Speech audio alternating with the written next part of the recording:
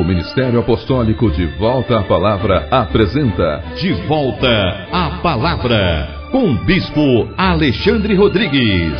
Uma voz profética, preparando o caminho para a segunda vinda de Cristo. Voz do que clama no deserto, preparai o caminho do Senhor. Bom dia, toda honra e toda glória sejam dadas ao nosso Senhor e Salvador Jesus Cristo, ao Senhor da igreja, e a todos vocês que estão em casa, graça e paz vos sejam multiplicadas. Está no ar o programa De Volta à Palavra, um programa feito para a edificação do corpo de Cristo. Quero convidar a vocês que amam a Jesus Cristo, que amam a sua palavra, a pegarem vossas Bíblias e a nos acompanhar em mais uma ministração de uma palavra que certamente vai mudar a sua vida. Hoje iremos ministrar a primeira parte da mensagem intitulada "É preferível morrer em pé a viver ajoelhado diante daquilo que não é Deus". Acompanhe-nos em o nome de Jesus Cristo e sejas edificado.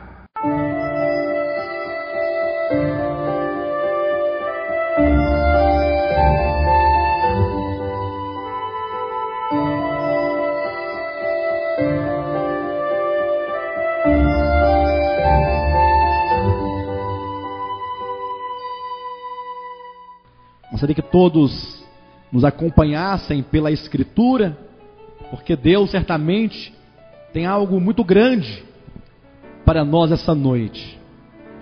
Deus tem algo muito forte para nós. Eu preciso que os irmãos mantenham-se atentos a cada palavra que aqui será ministrada. Eu preciso que os irmãos mantenham-se atentos a cada detalhe, porque é certo que essa mensagem é uma mensagem para nos erguer e nos fazer caminhar e nos fazer continuar até o dia da vinda de Jesus Cristo. Vamos ler primeiramente o texto de Romanos, capítulo 16, versículo 20. Os irmãos encontraram, né? Diz assim: "E o Deus da paz em breve esmagará debaixo dos vossos pés a Satanás". Eu queria que você olhasse para o seu irmão, em nome de Jesus, e falasse para ele as palavras de Romanos, capítulo 16, versículo 20. Faça isso em temor diante do Senhor. Diga assim: "E o Deus da paz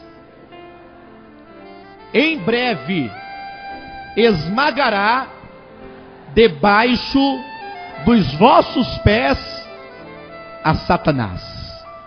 Aleluia. Agora abram em Apocalipse capítulo 2 e leia comigo o versículo 9, em nome de Jesus. O Senhor Jesus dizendo assim: "Conheço a tua tribulação, a tua pobreza, mas tu és rico, e a blasfêmia dos que a si mesmos se declaram judeus e não são, sendo antes sinagoga de Satanás". Olhe para o seu irmão e diga assim: "Conheço a tua tribulação, a tua pobreza, mas tu és rico, e a blasfêmias dos que a si mesmo se declaram judeus e não são, sendo antes sinagoga de Satanás". Queridos, a mensagem dessa noite fala sobre um grande conflito que acontece hoje em nossas vidas, um conflito no qual nós estamos inseridos, embora muitas vezes os olhos físicos e os olhos da maioria das pessoas não podem perceber tal conflito. É um conflito que luta pela tua alma, é um conflito que luta pelo teu coração. E esse conflito acontece em todos os âmbitos de nossa vida, de nossa experiência, de nossa existência. E então muitas vezes nós percebemos que nessa batalha sobre a qual nós falaremos essa noite, muitas vezes nós vemos os soldados feridos, nós vemos aqueles que foram chamados para vencer, foram chamados para lutar, foram chamados para serem leais a Deus, o Deus eterno, serem leais ao Evangelho, serem leais a Jesus Cristo, serem fiéis até a morte. Muitas vezes nós vemos esses que assim foram chamados, muitas vezes prostrados como um sinal de derrota diante de Satanás e diante do sistema que há neste mundo. A grande tarefa de Satanás tem sido, ao longo de todos os tempos, levar os homens, inclusive os escolhidos de Deus, a se curvarem diante dele e diante do seu sistema. Vocês lembram-se quando Jesus Cristo estava no deserto da tentação? Nós podemos verificar isso nos evangelhos, momentos antes de o Senhor começar o seu ministério terreno. Diz a Bíblia que ele foi levado pelo Espírito ao deserto com o fim de ser tentado pelo diabo. E depois de tantas tentativas, Satanás jogou a última cartada contra Jesus Cristo, dizendo: estás vendo todos os reinos deste mundo? Se tão somente tu prostrado me adorares, tudo isso eu te darei. Satanás fazia uma única exigência a Jesus Cristo: que ele se curvasse diante de Satanás em um sinal de submissão e adoração a ele. Em troca, ele daria os reinos deste mundo. E o que Jesus fez? Jesus se curvou diante de Satanás? Jesus se curvou diante da proposta e da tentação de Satanás? Não. Jesus Cristo manteve-se firme, manteve-se em pé, e com uma palavra declarou: ao Senhor teu Deus adorarás, e só a Ele prestarás culto. Mas esta tentação sobre Jesus tem sido a tentação de todos nós. O inimigo oferecendo muitas riquezas, oferecendo muitos prazeres momentâneos, ele tem levado muitos a deixarem a sua posição de servo, de leal, de fiel, e esses têm se curvado diante do maligno. Por isso que a mensagem desta noite traz um tema, talvez muitos de vocês poderão se lembrar, porque é um tema criado a partir de uma frase que um homem do passado declarou, mas que é cabível a cada um de nós em nossa experiência cristã. Diz assim: é preferível morrer em pé a viver ajoelhado diante daquilo que não é Deus. E eu quero pedir você, meu irmão, minha irmã, que declare essas palavras ao seu irmão em nome de Jesus.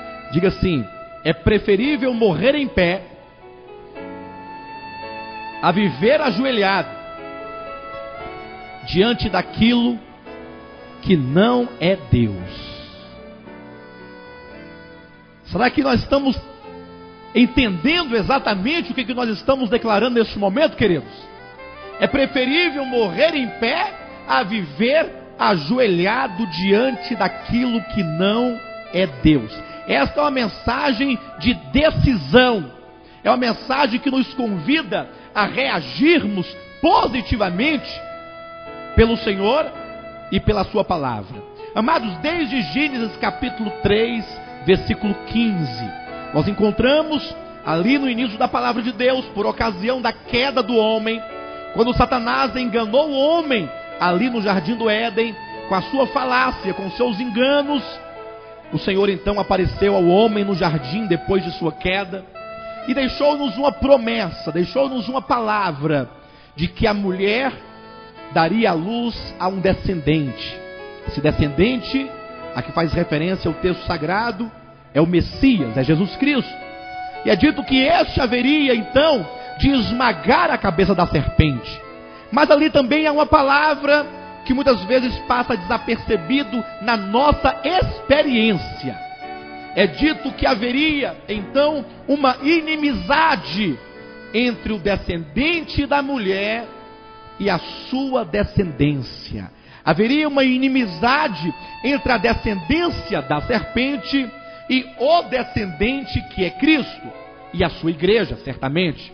Então a Bíblia já profetiza desde os primórdios que os servos de Deus, que a igreja de Jesus Cristo, que o corpo de Cristo, que você particularmente e eu, cada um de nós, estaríamos todos envolvidos numa batalha espiritual, numa guerra, num conflito que muitas vezes os olhos físicos e os olhos materiais não percebem.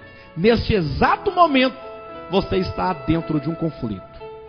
Neste exato momento, forças espirituais lutam pelo domínio da tua mente e pelo domínio do teu coração, pelo domínio da tua alma. E quando nós saímos daqui, que nós nos deparamos efetivamente com este mundo caído, há um sistema maligno que fora criado para afastar o homem de Deus. Ao sairmos daqui, entrarmos em contato então com este mundo, estaremos frontalmente sendo confrontados, para que você então deixe a sua lealdade, deixe a sua firmeza, deixe a sua devoção, deixe o seu amor, para então se curvar diante do sistema maligno.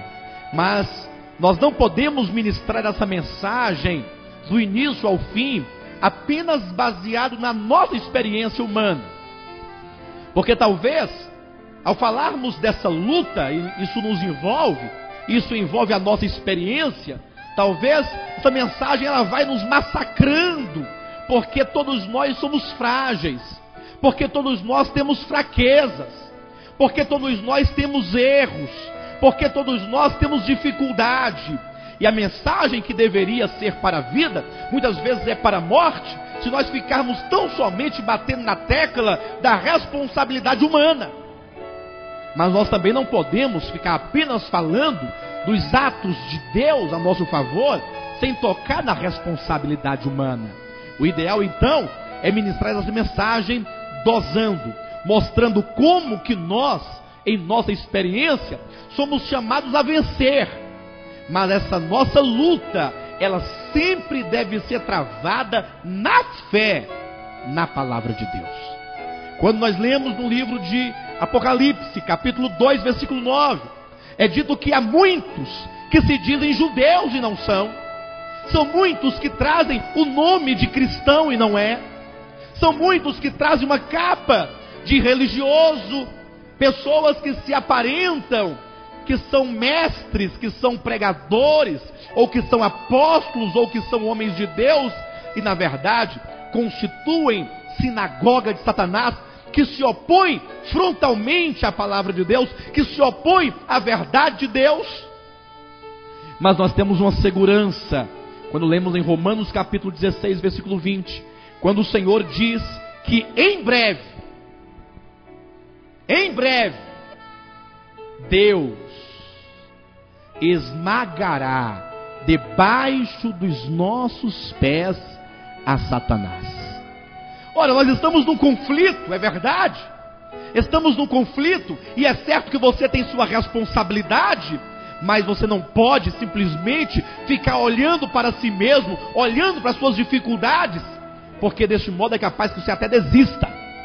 Mas você tem que entender, é preciso lutar, é preciso continuar, é preciso até mesmo se superar, mas sempre firmado na promessa de que o Senhor é conosco, firmado na promessa de que a vitória sobre Satanás e sobre o mundo já fora conquistada na cruz do Calvário, e que em breve, muito em breve, logo mais, o Senhor, Ele vai esmagar a cabeça da serpente completamente debaixo dos nossos pés. A vitória é de Cristo e de todo aquele que nele crer. Mas para nós entendermos claramente como se dá essa luta, queridos, é preciso que nós entendamos que há na verdade, uma constante força que opera e que busca te seduzir a se curvar diante desse sistema maligno. Quando nós, por exemplo, olhamos para o livro de Daniel no Antigo Testamento e verificamos no capítulo 3, na verdade todo o livro de Daniel é um livro de guerra espiritual. Não sei se vocês já observaram isso. Desde o capítulo 1 até o capítulo 12, os 12 capítulos de Daniel falam de guerra. Até mesmo as profecias envolvem uma grande guerra. E a derrota começa exatamente nessa guerra, quando o homem se esquece que está numa guerra. Começa a se perder a batalha exatamente quando as pessoas começam a viver no meio da guerra, como se estivesse em pleno tempo de paz. E nós não estamos em tempo de paz. Nunca estivemos em tempo de paz. Na verdade, a igreja de Jesus Cristo aguarda por um período de paz, quando Satanás e suas hostes forem presos no abismo por 1000 anos. Somente aí teremos uma paz verdadeira, uma paz genuína. Mas hoje vivemos tempo de guerra, e no livro de Daniel nós podemos tocar essa guerra constantemente. Em cada versículo de Daniel, em cada capítulo, nós podemos tocar uma guerra espiritual que afronta o povo de Deus, que confronta o povo de Deus e que procuram destruí-los cabalmente. Nós temos que nos despertar, queridos, porque essa guerra ela está dentro da sua casa. Essa guerra está dentro da sua experiência, em meio à sua experiência familiar. Quantas vezes nós não vemos cristãos que andam se arrastando, que andam caindo, que andam sendo derrotados na sua vida cotidiana, uma vida familiar destruída, uma vida familiar complicada, quando na maioria das vezes depende tão somente da sua disposição em lutar com as armas de Deus. Jovens que estão sendo derrotados muitas vezes nessa guerra espiritual, porque não estão usando as armas de Deus. O livro de Daniel então mostra essa guerra, nos leva a visualizar, e ali nós temos a representação de Satanás na pessoa de Nabucodonosor, e temos a representação do mundo no sistema de Babilônia, lutando contra o povo de Deus desde o início, quando no capítulo 1 diz que Nabucodonosor foi até Jerusalém, cercou Jerusalém, e ali com o fim acabou destruindo os muros de Jerusalém, destruindo o templo de Jerusalém, invadindo Jerusalém, matando crianças, matando jovens, matando anciãos, criando uma completa chacina no meio do povo de Deus, uma completa ruína no meio do povo de Deus. Imaginem comigo, queridos, em nome de Jesus, por um momento, vamos visualizar em nossa mente o quadro: Jerusalém, uma cidade santa, porque Deus foi quem escolheu aquele lugar na antiga aliança para ali fazer habitar o seu nome. Ali havia sido construído o templo de Deus, a casa de Deus. Estamos falando aqui numa linguagem do Antigo Testamento, porque sabemos que no Novo Testamento tanto a cidade quanto o templo são a igreja. Mas por um momento vamos visualizar as figuras do Antigo Testamento. Ali era o lugar onde estava a arca, a presença de Deus, a glória de Deus. E o objetivo ali do povo de Israel no Antigo Testamento era ser uma bênção, era ser uma glória. Imaginem que a responsabilidade de Israel era primeiramente ser um povo santo, um povo separado, um povo que vivesse para Deus, e não somente vivesse para Ele, como adoradores, como servos, como discípulos, mas um povo que tinha a responsabilidade de ensinar as nações a respeito de Deus. As pessoas deveriam ir a Jerusalém, os gentios deveriam ir a Jerusalém e ali receber a instrução, o conhecimento, a respeito da queda, a respeito do homem, a respeito do pecado, a respeito de Satanás.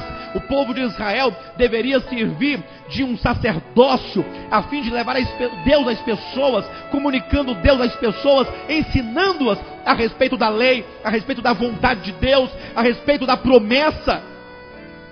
Então, o plano de Deus era muito grande para Israel. Vocês conseguem entender isso? Vocês conseguem ver a profundidade do que nós estamos falando? Mas imagine agora que este povo tão nobre, tão privilegiado, tão cheio de privilégios, de bênçãos, esse povo simplesmente,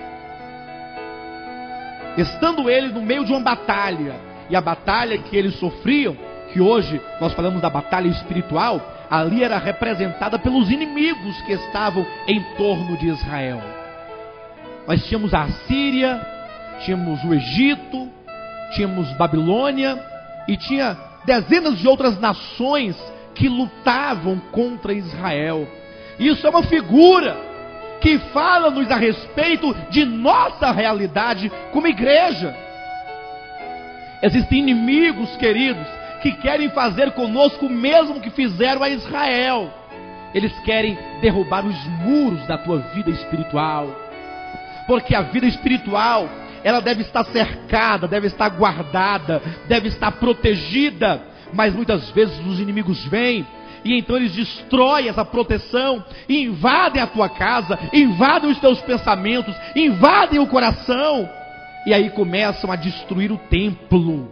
O templo é a tua vida espiritual. O templo representa a adoração a Deus, representa o teu espírito, a tua alma ligada ao teu espírito, que deveria continuamente ter essa firme comunhão com Deus, diária, a todo tempo.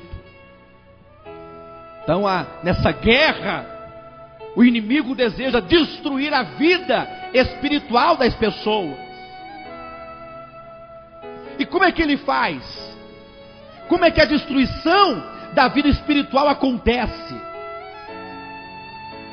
Eu sei que existem várias maneiras, mas no caso em que estamos tratando, não foi o Egito quem invadiu Jerusalém, não foi a Assíria quem invadiu Jerusalém e destruiu o templo, não foram os filisteus, não foram os amorreus, mas foi Babilônia. Na verdade, hoje, em pleno século 21, a maior arma de Satanás contra o povo santo de Deus não é o mundo, não são os prazeres do mundo, embora estes também constituam inimigos, mas o maior inimigo do povo de Deus hoje é Babilônia. É um sistema religioso que procura profanar as coisas sagradas de Deus. Babilônia simboliza aqueles que têm uma capa de religiosidade, aqueles que têm a aparência de judeus, aquele que tem a aparência de cristão, aqueles que vêm na verdade com o fim de corromper o evangelho, apresentando às pessoas um pseudo-evangelho, um falso evangelho, porque a partir do momento que as pessoas têm uma compreensão, uma apreensão do evangelho de uma forma equivocada, os seus passos não poderão jamais seguir a trilha da justiça. Para que os nossos passos sejam retos, para que os nossos passos espirituais sejam firmes, você precisa de ter a luz de Deus. E como diz o Salmo 119, versículo 105, lâmpada para os meus pés é a tua palavra, e luz para os meus caminhos. A palavra de Deus é como uma luz para nos iluminar o caminho, para nos fazer andar com segurança. Mas a partir do momento em que os de Babilônia, os que se dizem judeus e não são, aqueles que são instrumentos de Satanás, que deturpam a Escritura, que apresentam um falso evangelho, vai ganhando corações, vai ganhando visões, vai constituindo um exército contra Deus na maioria das vezes, as pessoas vão ficando cada vez mais distante daquilo que Deus deseja. Então, o grande desafio nosso hoje é vencer Babilônia, é vencer o sistema religioso. E talvez neste momento haja pessoas no nosso meio que estejam com uma forte inclinação para partir para as ondas das campanhas de caráter material. Talvez você esteja sendo seduzido para ir a um sistema religioso em que a euforia da carne, a euforia das canções, dos ritmos, seja proeminente nesses lugares. São jovens, mas nós temos aqui crianças na nossa igreja, que vão ficando adolescentes e depois vão ficando jovens. E eu pergunto, qual o destino dos nossos filhos? Será que amanhã ou depois eles não amarão a verdade e simplesmente se deixarão levar para os grandes sistemas religiosos, protestantes, evangélicos, neopentecostais, das campanhas, do dinheiro, do pagode, das festas pagãs? É uma guerra. Temos que entender isso. Mas nós não estamos aqui simplesmente brincando. Estamos no conflito, numa guerra. E você, meu irmão, precisa a partir de então assumir uma postura de lealdade, de fidelidade, de amor à verdade, amor ao Deus da verdade, para que você seja o exemplo do teu filho, o exemplo da tua casa, o esteio do teu lar. Do contrário, o fracasso é inevitável. Muito bem, queridos, vocês assistiram a primeira parte da mensagem intitulada "É preferível morrer em pé a viver ajoelhado diante daquilo que não é Deus". Uma mensagem profética para os nossos dias, que mostra como que muitos vivem prostrados ainda diante de idolatrias, diante do próprio homem, diante do sistema religioso que hoje oprime milhares e milhares de pessoas. Mas Deus nos tem levantado para ministrar uma palavra pura, uma palavra que visa a verdade de Deus em consonância com a sua palavra, com o Novo Testamento. Por isso eu quero estender a vocês o nosso convite, para que vocês estejam conosco em nossa igreja, para juntos podermos ouvir a palavra de Deus, termos comunhão nesta verdade apostólica que está no Novo Testamento. Tome nota do nosso endereço, QNN 17, Conjunto H, lotes 46 a 48, na Ceilândia Norte, próximo à Fundação Bradesco. Os nossos cultos acontecem aos sábados às 19h30 e aos domingos às 18 horas. Todavia, amanhã, domingo, exclusivamente, a nossa reunião acontecerá às 9 horas da manhã. Eu quero te convidar, você que é um crente em Cristo Jesus, você que ama a verdade, você que tem uma vida de comunhão com o corpo de Cristo, então venha ter conosco na nossa igreja amanhã às 9 horas, porque teremos uma grande reunião. Será o partir do pão. Vamos tomar a ceia do Senhor em memória do seu nome. Vocês são os nossos convidados especiais. Amanhã, às 9 horas da manhã, a Santa Ceia do Senhor, na QNN 17, Conjunto H, lotes 46 a 48, na Ceilândia Norte, próximo à Fundação Bradesco. Estamos aguardando por todos vocês em o nome de Jesus. E Jesus Cristo é o nosso Senhor.